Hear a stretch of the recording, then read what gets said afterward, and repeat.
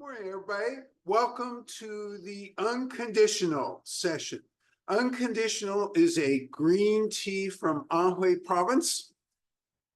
By the end of this session, we'll have talked about two very important periods in Chinese tea history, and you'll have a better understanding of why they ended up having such a large influence on what we experience today. So let's talk a little bit about shop news to start off with. So remembering that we do events in here that are small cup, but we're a big cup shop. And this week, in fact, yesterday, Rob came in and was talking about the difference in terms of understanding the teas.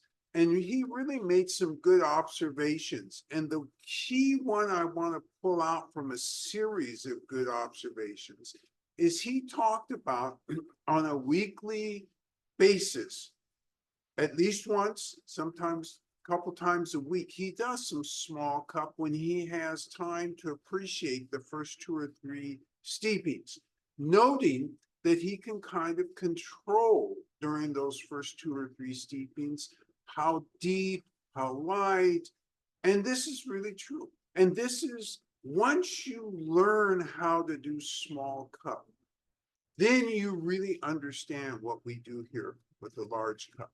So that was one of the key elements that I took away from this week, is something we've talked about many times, and that it's really, you really are grokking that, and it's really great.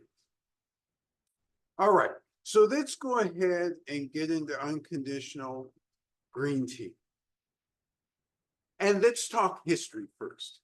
So starting out many, many years ago, thousands of years ago, probably, we have the understanding that tea as a plant can be seen as an herbal medicine. So at some point, thousands of years ago, this happened. Maybe 5,000 years ago, maybe 6,000 or 7,000 years ago. Nobody knows for sure. Lots of apocryphal stories, but we know somewhere along the line that happened.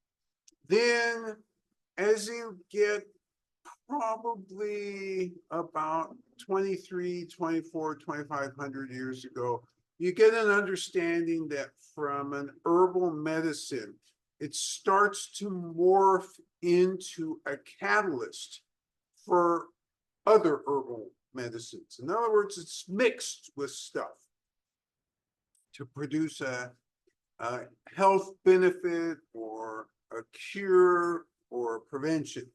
And then sometime after probably about 100 BC, somewhere around probably 100 AD, you start to see tea as a beverage.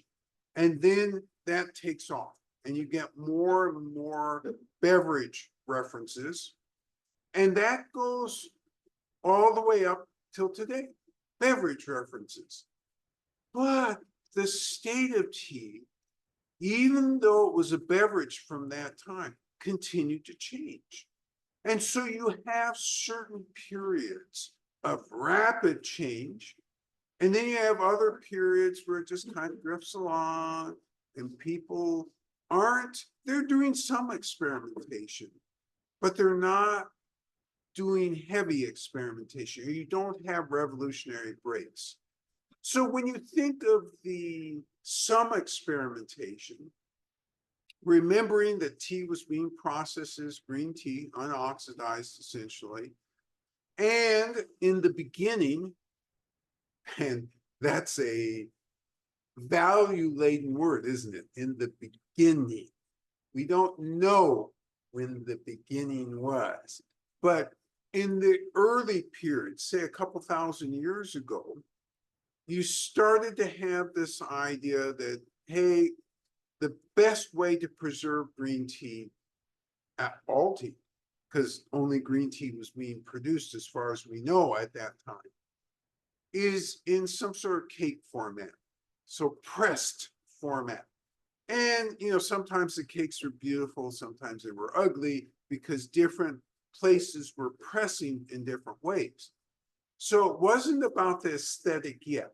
Later on, all right, let's use some real numbers. By 600 AD, you get references in literature to the aesthetic of how a cake is pressed. You still have different styles in China, but there is some notations about each of those styles. And so you're getting at that time, remembering really from 600, in fact, a little earlier, probably from 500 up to about 12 or 1300, you're getting really matcha. Now, this sounds like suddenly the Japanese invaded China and conquered China for 700 years. That would be a very false thought. What happened was when China was pressing these cakes, they were chipping them off, chipping pieces off, and then grinding it up and then serving that. So in essence, and by the way, this is where Japan got the idea for matcha, because monks were in China around 772. They saw this is what the Chinese were doing, and they took it back to Japan. Yes. Did you ever come across a term that the Chinese were using for the ground version of the tea leaves? Great question. So what terminology? Did they also invent the word matcha? And the answer is no. However, the Japanese borrowed the same characters that the Chinese used and applied Japanese pronunciation to them. So the Chinese use wo cha, and that literally wo means to ground, right? And cha is cha, tea. Great question. So in the 700s, after 618, so Tang Dynasty, remember in Tang Dynasty was a great era of science in China, experimentation. Science and experimentation really go together, right? Taoism, science and experimentation all go together, because the Taoists were looking for an elixir of long life, experimenting with everything and taking notes about it. So you had scientific methodology already being used at that time. So what sorts of, aside from long life, what were people on the ground experimenting with in the Tang Dynasty? Hey, this green tea cake, pretty good.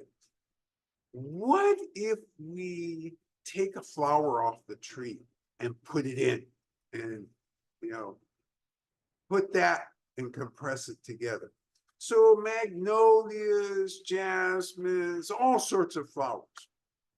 And the other thing that occurred during the Tang Dynasty, 618 to 960, the other thing that occurred was that you had all sorts of contests. So the questions are going to come up. I can already feel it in the ether. Pre-618, were they having contests? Most likely, yes.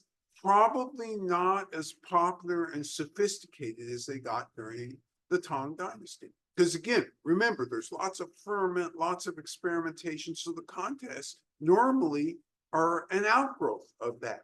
And everybody gets together, plus wealth. Okay, that's the other thing. You can't have contests if you're always in military conflict, if you are absurdly poor. What can you have a contest with? You can't have a contest. You're just trying to grind through life. Tang Dynasty in China, rich, powerful. Hey, time for contests. Officials having contests. You had merchants participating in those. You had religious / philosophical figures participating in those. So at a table in a contest, you can have a Taoist, you can have a Buddhist, you could have the local merchant, and you can have the highest official of the area, all sitting down to enjoy tea and all bringing their own tea tools, their own tea, their own cakes. Hey, my cake is better than your cake. Well, let's see if that's true. And it got so competitive that everybody started to look for, okay, you know, our cakes, I already know what my opponent is going to bring as a cake. I'm going to beat everybody under the table by bringing really special spring water. And that'll knock or flatten everybody else's tea. So you have this competition both in cake methodology, in other words, what's in the cake, what are you experimenting with, and in water. Where did you get your water? Oh, I got mine at a dragon spring in 1,000 miles, not in 1,000, 1,000 miles from this location. And it's secret. And Taoists live on that mountain. So therefore, you know that this spring water is very special. So that's the atmosphere. And you see poetry about this, you see essays about this. There's lots and lots of activity related to competition and competition. What does that do in general? Well, if you're a capitalist nation, whether you're a capitalist nation or not, if you're truly in competition, you're always looking for the next best way to do something. Hey, gosh, last week he brought this thing.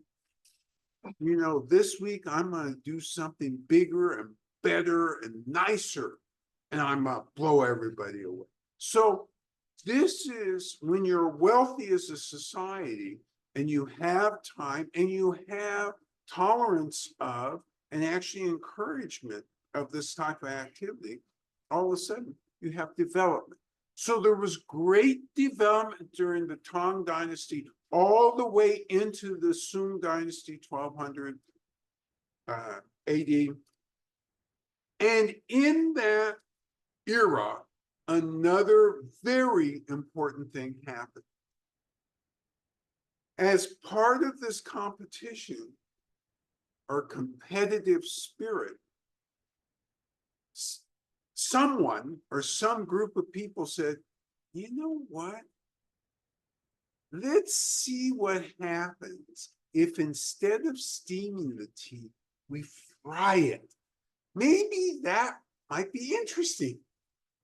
And so somebody somewhere, and I'm sorry, because one of you is going to ask me, well, which person did that?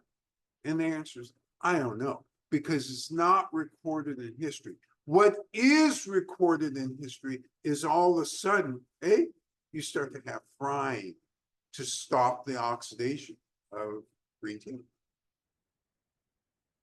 Most likely, this was in response to some sort of change in palate. Because again, as you're getting richer, you're eating more and different foods. Oh, wait a minute.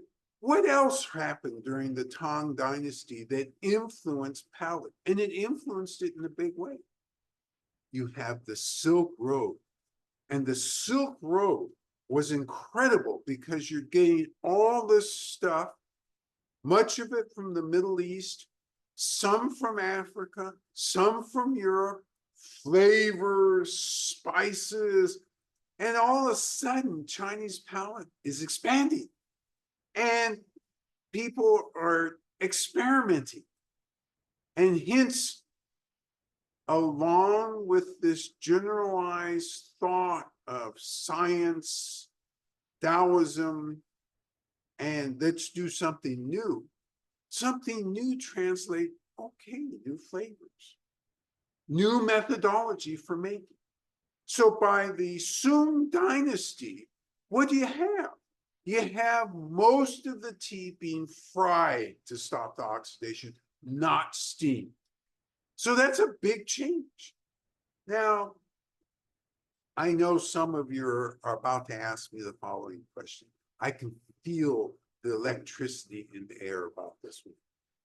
Why didn't the Japanese stop steaming? Is it because they didn't have a Silk Road? In essence, I want to say the answer is actually yes. And here's why. Japan is an island, right?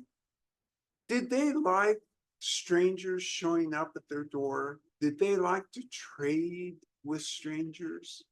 And the answer would be no. They were self-contained. So once they got more cha, they just worked and worked and worked and worked and refined it. They formed ceremony around it, but they did not change it because, first off, they weren't having much of a relationship with China anymore. And they weren't having much of a relationship with anybody anymore. Therefore, the possibility for them to think of changing was limited. Whereas in China, it's a worldly place. You're getting Central Asia, you're getting the world, essentially. Well, that's kind of a short-sighted way to say that. But quite a bit of the world is coming to China's door. And therefore, you're getting change. It's promoting change. So, I said I was going to talk about two periods of history where there was really intense change. Well, it sounds like I've covered those two places, two periods. But in fact, there's two more. And these are the two we're going to focus a little attention on. 1368.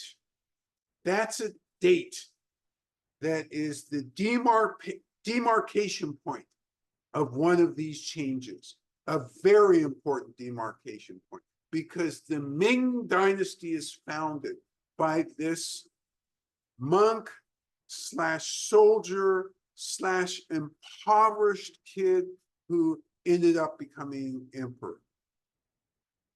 And he comes to the throne, and he's really aligned with understanding what life is like in the countryside.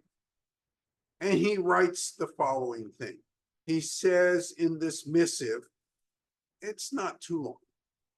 First words, listen and obey. Henceforth, no more pressing tea cakes. Now, did everybody rush to take the machinery and throw it away and say, oh, imp? They wouldn't have said that. Oh, emperor, my lord, we will do this. They might have rushed in his presence to say, oh, emperor, my lord, we will do this. But you know how people are. Hey, I like my press cakes. And so secretly, they keep doing it. By 1391, this emperor was annoyed because he realized, oh, some of these guys are only paying lip service. You know what? I have a way to change that.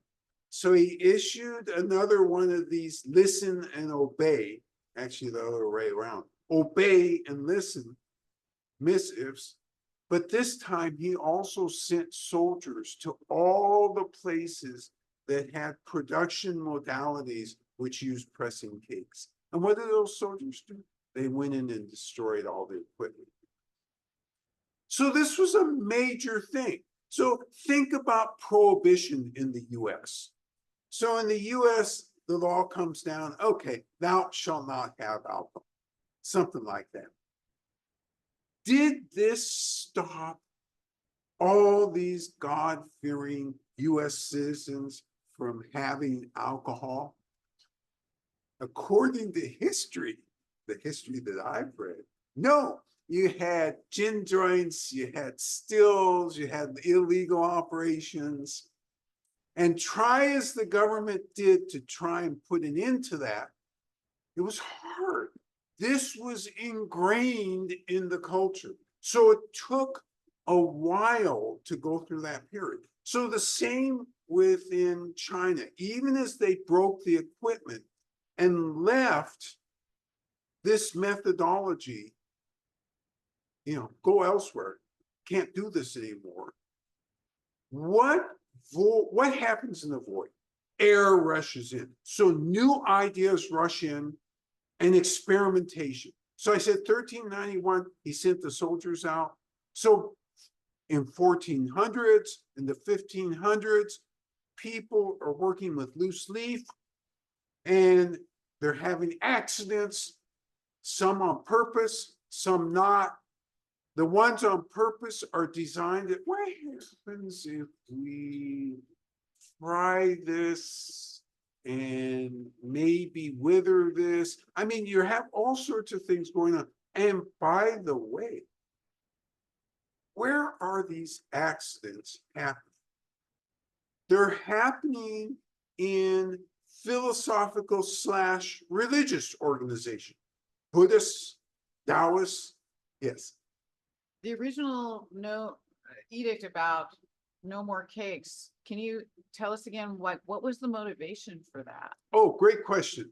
So did the emperor just come and say, he comes to the throne, I hate cakes, too much sugar in them. I want stuff. Oh, wait a minute. He clearly didn't say that. But what he did do when he came to the throne, he said, life is hard for the peasants. When you force them to make cakes, it takes time and energy. Do they get a requisite compensation for that? No, it's just too little for too much work.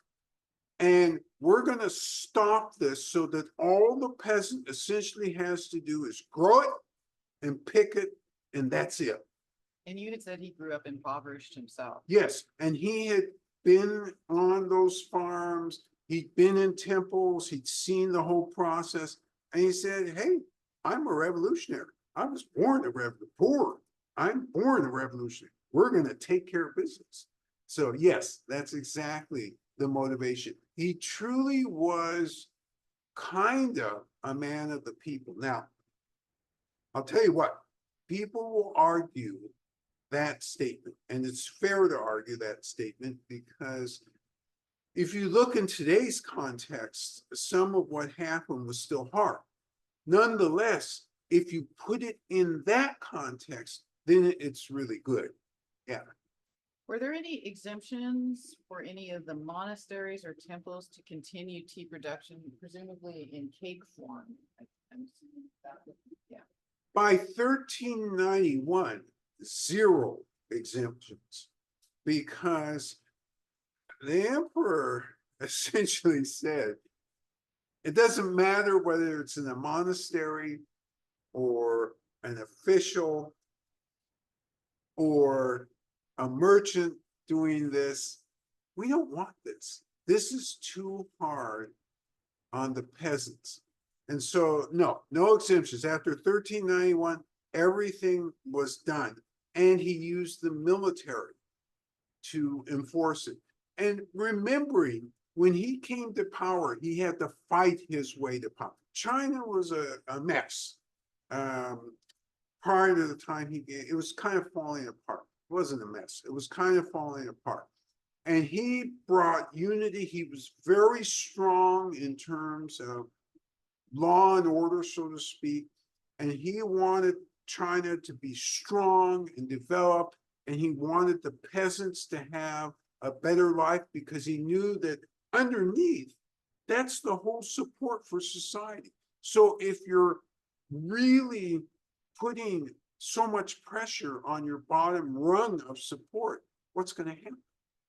So that was kind of his thought pattern. And then we have this period from 14 and 1500s where there's some experimentation, particularly in the monasteries. There's accidents that occur, but accidents produce interesting results. It's just like prohibition. You had things that developed out of prohibition that were accidents. And it's because when you put pressure on any system and people are determined to have that system, they're gonna think of clever ways around it. They're gonna have accidents. They're gonna produce new things. This is one of the laws of change. So the accidents that occurred created oolong tea, it created red tea, almost simultaneously, because you have semi-oxidized and then you have heavily oxidized. Yeah, you had that occur within the same relative time frame. The oolong tea is always officially listed first, but in fact, both things kind of happened at the same time. So this is a really important, deep, significant change in tea history right there. And of course, you see the results by the early 1600s. Oh, I've got some really good cliff tea. Oh, and by the 1600s, you also had, oh yeah, this heavily oxidized tea is pretty good too. That was a little later. But this is the process. So that's one of the time periods that's really critical. All right, so let's get to the second critical time period. Well, let's see. We've covered up to the 1600s. Let's choose the 1700s as being the next truly critical period for history. Yes. Before we launch into the 1700s, Rob asked, going from cakes to loose leaf, that must have also had an impact on tea packaging. How did loose leaf tea get transported on the Tea Horse Road? The same way. Oh, that's a really interesting question. Okay, so now this makes the situation a little bit more complex because along the Tea Horse Road, China didn't have as much control at that time deep in that territory. So the result is you still did have cakes being made there, but that was kind of seen as being outside of the main portion of China. But in addition to some cakes that were made, most of the tea was transported loose leaf on horses in baskets. And that's how most of that operated, although there were still some cakes apparently that may have been transported at that time. But cakes were only for export at that point because you could only be caught dead with a cake within anywhere of the emperor's region. Well, the Tea Horse Road was basically for export. So it was going to Southeast Asia. Some parts of it got up to Russia and a lot got to Tibet. And the emperor was okay with cakes for export. The emperor couldn't control that. And so the result was yes. They had no. And remembering, let's back up a minute. This is a really good question. And it's a good question because it's the same sort of question that arises when any official makes a decision, passes away, and then other officials, either with great enthusiasm or lack of enthusiasm, prioritize how to enforce. And so after the emperor who took over and created and founded the Ming Dynasty passed away, the emperors after him had less enthusiasm. Now, that doesn't mean within the central part of China. Once you went through and broke the machinery, and once farmers were used to doing loose leaf, I mean, no reason to go back. Great question, Rob. So let's continue to the 1700s. So, oh, let's see how I'm doing. Oh, I'm continuing late. I got to get to this thing. The tea master's walking up here, but I'm gonna hold her off for 2 more minutes while we get to this second period. In the 1760s, up to the end of the 18th century. So 1760s up to about 1790.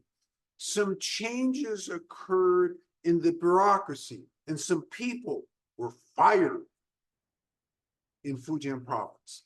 These people all had connection to tea. So one set of people went to Chiman County, and the story about Chiman Needle, you've all heard about that.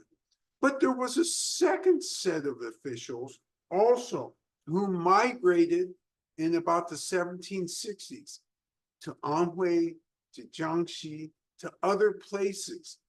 And they helped create, they set the stage for the tea you're going to have today. So I said it was going to be 2 minutes, it was only 2 minutes. There are lots of details I could give you, but that's enough. You get the picture. Now, all of you are very thirsty. And the tea master has been standing here, tapping her foot, wondering when I'm going to move out of the way. Yes, yes, 1, 2, 3, 4, 5, 6. It gives me great pleasure to bring Biju, tea master, to demonstrate. Hey, everybody. Good morning, everyone. So we do green tea. Green tea, not jasmine. It's green tea. It's tea.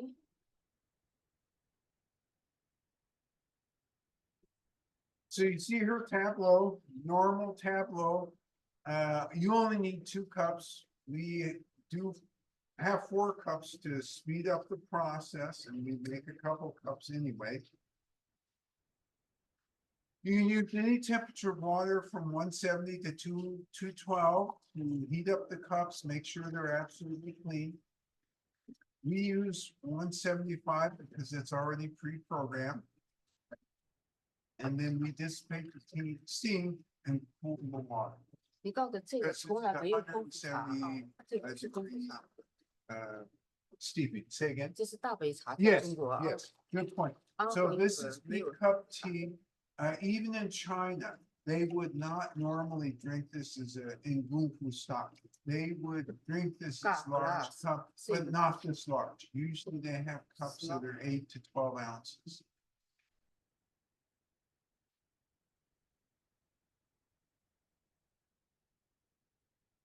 As Xiaowei works on brewing, are there any other legends or stories that are tea oriented that can help provide context for the evolution of tea in China? Well, there are plenty of stories, but if I launch down one of these stories, I promise, so here's how I'm gonna answer this. There's countless stories, and knowing that whoever asked that knows that, you know, once you get me launched in stories, she'll never get back control of the stage. Here's how I'm gonna answer that. You guys are in for a terrific treat. During the next 9 weeks, we're doing oolong teas. And the oolong teas have tons of legends and stories. So for the next 9 weeks, you're going to be regaled with countless stories. All right, so she's making sure that the cups, that's not what she's doing. She's dissipating the steam. Cups are already thoroughly cleaned and heated. Cooling the water from the 175 down to 170. Yes. That's correct. Very important. Very important. Not 170 吧，175。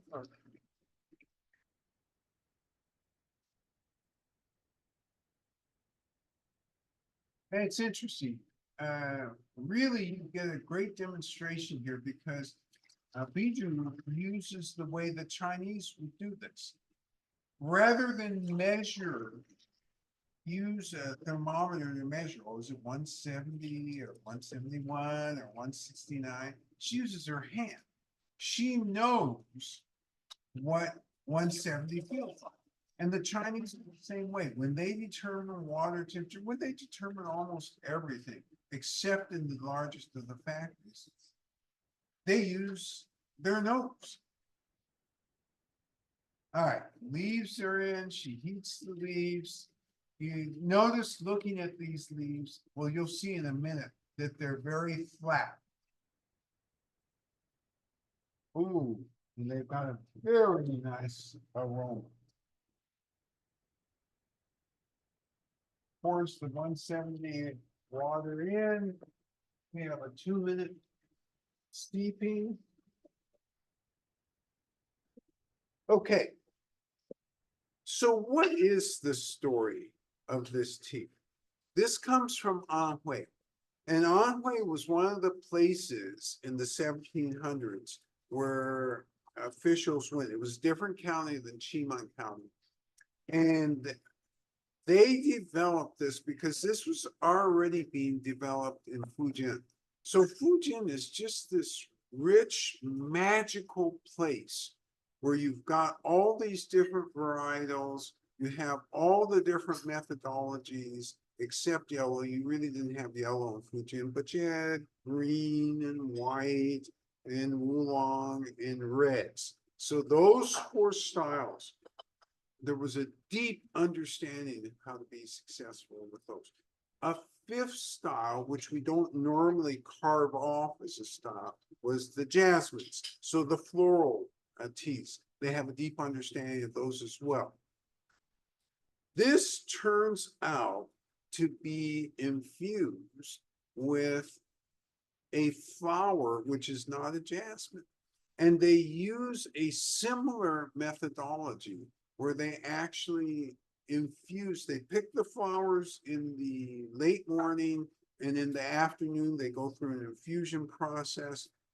They actually totally infuse and therefore never mix the flowers directly with the leaves. That's why you see no traces of flowers in this. And it's really interesting because 2 different methodologies over time developed. The jasmines where you actually mix, and then this where you don't mix, but you infuse, and you get a subtleness, but a deepness. And what they're using as the underlying leaf is really good green tea from Anhui. All right, timer has gone off.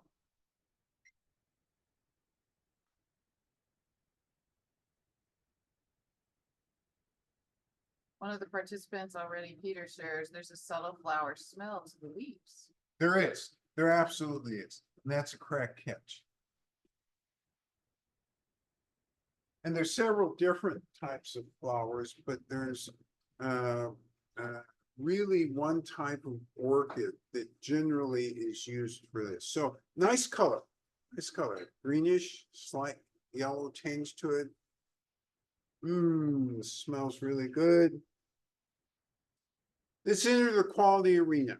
170-degree sip, so that means you can take more into your mouth.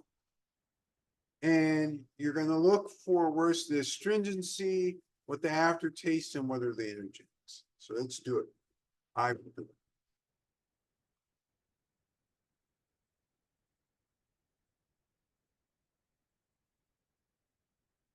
So this is immediately has some tea effect in the mouth. Ah, yes, it's got a nice aftertaste. I don't have the energetics yet. Take a second sip. I will take a second sip. Focus on aroma and flavor.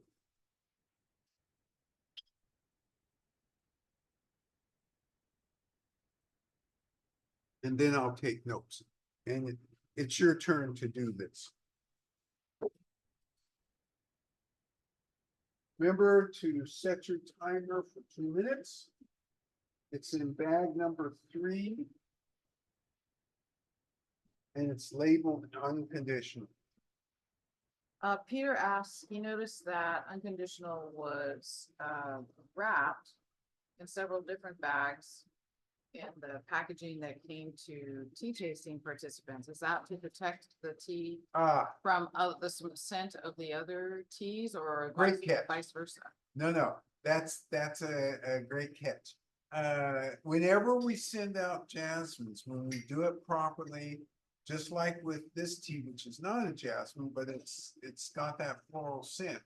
We do wrap them separately because they will influence the other teas in the back. So great catch on that. That's why we did that.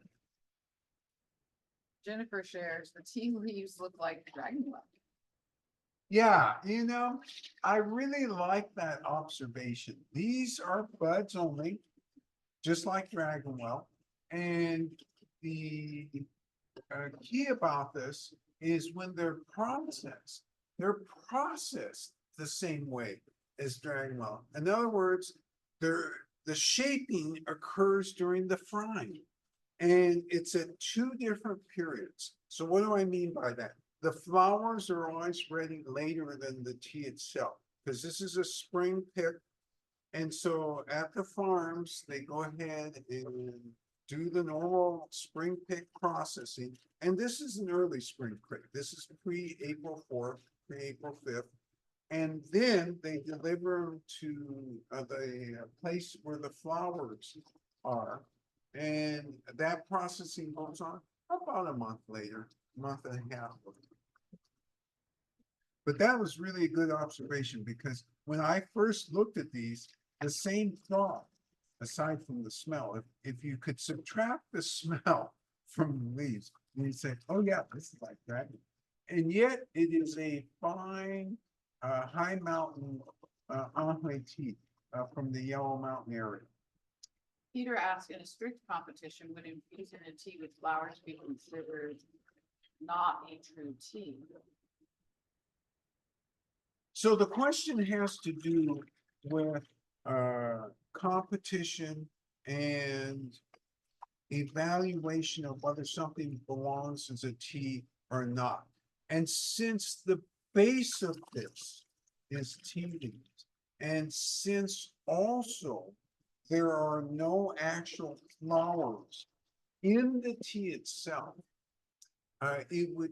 this can compete, but usually they don't do that for the reason that the floralness is so strong in this that they actually put this in a semi-separate category. But you can't compete in a jasmine category because this isn't jasmine. And jasmine is a specific flower. And this is a non-specific flower. There are several flowers that are used for this, although they're all related to 2 or 3 different varietals. So great question. We normally would not find this in a competitive environment. Oh, two, thank you. For that reason. Great catch on that. Okay, so you are brewing, you put the 170-degree water in, and you set the timer for 2 minutes. The other thing to note about this is the widespread area for which this type of tea, and by type of tea, what I'm really meaning here is a green tea base with 1 of 2 or 3 different varietals of the same flower used. So you have this in Fujian, you have it in Jiangxi, you have it in Zhejiang, you have it in Anhui. So you have it in several places. And again, this is not an accident. This is a historical reality that in the 1700s, there was movement among officials. And these are forced retirements or performance not up to par or not given enough gifts to maintain a position. And so these guys moved around back to places where they either were born or comfortable living in or had friends, and took the science or took the methodology with them and then went ahead and replicated it using base teas from that area. So this tea what's really, let's go back to Peter's question for a minute, because really, when you think about it, what can this compete with? This can compete with, from every area, the same varietal, not same varietal, but the same class of flower with a different green tea base. All right, your timer's gone off. Separating the tea from the tea water.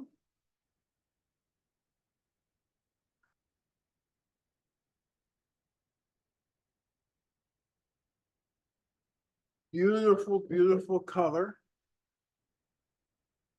And in some ways,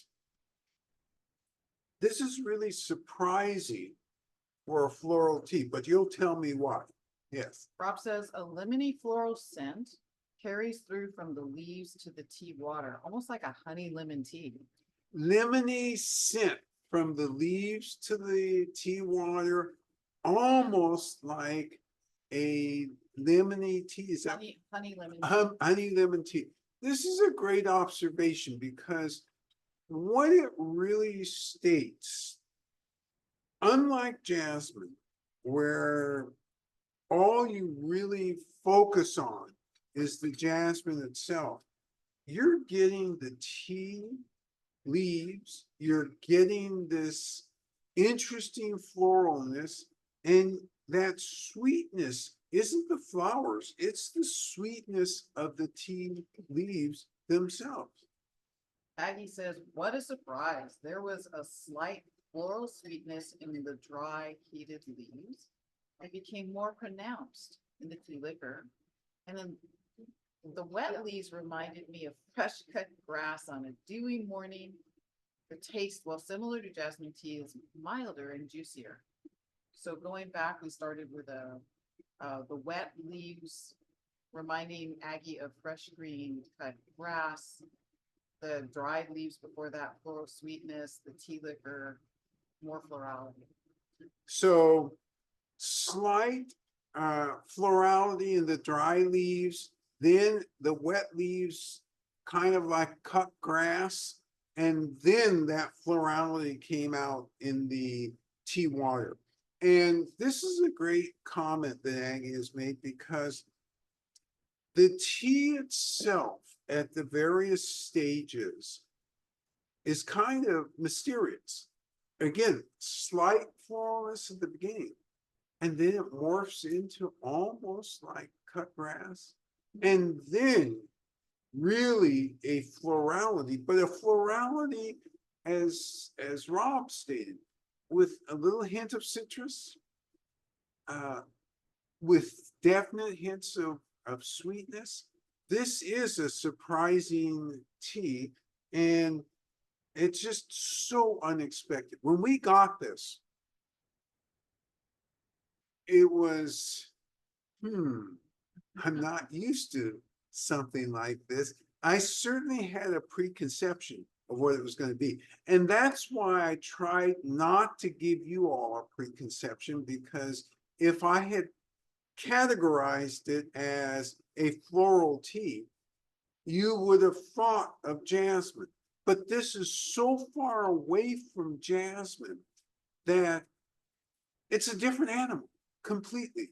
To revisit the last part of Aggie's comment, which was on that, the taste, while similar to jasmine tea, is milder and juicier, is what you found. There you go. There you go. Milder and juicier than jasmine tea. And this is so true, because again, the flowers, while they wave at the leaves, they don't kiss the leaves. Jasmine, there's contact. So there is a huge difference in this methodology, and you get a hugely different result. Yes. Peter says, hey, there's lots going on. I don't have to focus and look for it. But at first, what seemed like nuances as I sip aren't so nuanced. I'm guessing the floral infusion gives it a more uniform taste at first, like last week's tea called Ovation. Oh, so interesting. This is a great comparison. So Peter talks about the fact that in thinking about this tea, there and draws a parallel to last week's ovation, that it is not nuanced as much as it is uniform. It makes a uniform impression as you're consuming it. And I like this thought because you're right. It's not exactly nuanced at all. You catch it right away. There's no confusion. What is confusing is how drinkable it is. And by drawing backwards, going backwards to ovation, that was the same thing. It wasn't expected exactly what that flavor was going to be, but boy, oh boy, was it drinkable. And one of the things, now that you said that, I can say what was on my mind when I first took a sip of it. It was like, oh my God, I might have a hard time not just drinking this down because it's juicy. It's almost what you would call succulent. And it just feels like, oh, this is like a juice. I'm gonna drink this like a juice. Yes. Rob says it is smooth and light on the tongue, and there's a sense of astringency that just makes me want to take a deeper sip. Smooth and light on the tongue, and an astringency which urges Rob to go ahead and take another sip. And I like this description because usually outside of the tea realm, when you hear the word astringent, and I'm really glad you made this comment, Rob, because I've never thought to call this out like this. Usually outside of tea, astringent is not looked at so favorably. Within the tea world, it's looked at extremely favorably. And the degrees of it matter. And they lead you to different places. And that's what's so interesting about tea. Astringency and bitterness frequently get confused. And in the tea world, because we don't allow bitter to walk through the store, you now all have context and you have range of understanding of astringency and what it can be and how good it can be. Great catch on that, Rob. Yeah. Aggie says, indeed, I want to drink it all in one long swig, but I had to restrain myself. Very drinkable, no bitter aftertaste, pleasant astringency. And then Peter shares, no matter what the price, this would be an expensive tea, seeing that I'm most of it through. Great comment. Let's start with Aggie's comment. Aggie talked about wanting to drink this up right away. I mean, that first sip made her feel, oh my God, this is easy to drink. And no bitter aftertaste. And no bitter aftertaste. And great catch on that, Aggie, because some jasmines, while they're very pleasant to smell and they're okay to taste, sometimes don't have that really easy drinkableness to them and the pleasant aftertaste. Peter followed up and said, well, seeing how fast I drank it, I know that this is going to be a very expensive tea. And indeed, it is an expensive tea. But actually, the implication of his expensiveness is you go through it quickly. And I appreciate that because that is the thing. Right away when we got this, when we got the first sample, it was like, oh, this is a no-brainer. And even this sample came, by the way, when both the boss and I believed, oh, we're not going to really purchase any more teas this year. And then this thing came in, and all of a sudden it's like, okay, we're gonna make a sizable purchase of this. Rob says Sue came by and tasted the tea. She thinks this would make a great ice cream flavor. Oh, I like this observation. Rob's partner, Sue, tasted this tea and made the following comment. This will make a wonderful ice cream flavor. And actually it would. This is, again, all of you have talked about a subtle sweetness and no bitterness, just easy and juicy. And the best ice creams have that easy, no hint of bitterness. Great observation. Jen says, for me, this was a prime example of how the experience of the tea water can be totally different from the scent given off by the tea leaves. Oh, love this comment. So Jen notes that this really highlights the difference between scent and taste.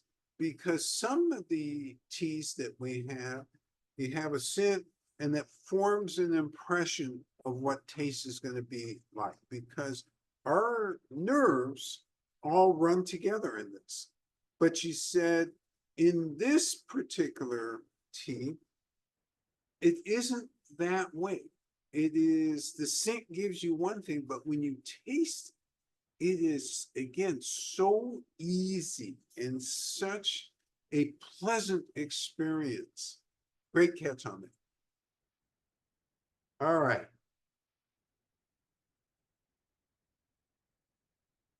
We thought that you all would enjoy this. One last comment, Jennifer says, the floral flavor lingers at the back of my tongue long after I've swallowed the tea liquor. I like this comment too, because the floral flavor, although it doesn't linger at the back of my tongue, it lingers at the front of my tongue. And so for all of you, it may linger in a different place. It lingers. That's the point. It lingers. And yet it isn't dominating. It isn't overflowing as you're drinking it.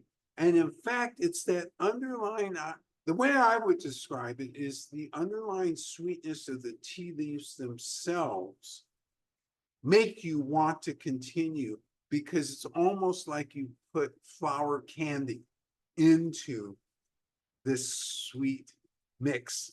Yes. Peter shares, energetically, I find it more uplifting than grounding.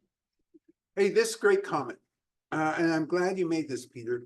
Energetics, uplifting versus grounding. This is really a great comment because this is green tea driven in terms of energetics. Normally, the great green teas have that just pump you with energy. And this is no exception. And I think also because one tends to drink this fast, you get the green tea effect pretty fast. All right. I loved spending this hour with you today. I knew we were going to have a special tea. And I also knew that this would give me an opportunity to go back and look at some historical aspects of tea. We've talked about many of these historical aspects before, but we haven't put it in this context before. And that's why I took advantage of today's tea to do this. So I salute all of you for really, really quickly grasping the specialness of this tea. You all did a great job with that. I want to remind everybody, more stories on the way. 9 consecutive weeks. I don't know how that happened. That's like Scheherazade, isn't it? 9 weeks of stories. There you go. There you go. Each one a little better than the last. When I looked ahead yesterday, I couldn't believe that we'd actually set it up this way, but I'm really glad we did, because the first set of 3 weeks, you're going to get kind of a primer into oolong teas. The second set of 3 weeks, you go from undergraduate to graduate school.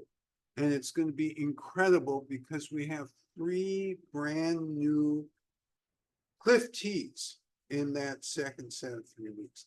This is just gonna be a fun set over this next 9 weeks. All right, your responsibilities this week. If you're close to where I am, you're feeling the heat, so to speak. Presumably, at some point, it's not gonna be as hot as it's been. But no matter what, maintain your health, stay hydrated. We'll see you next week. Bye-bye now. Take care, everybody.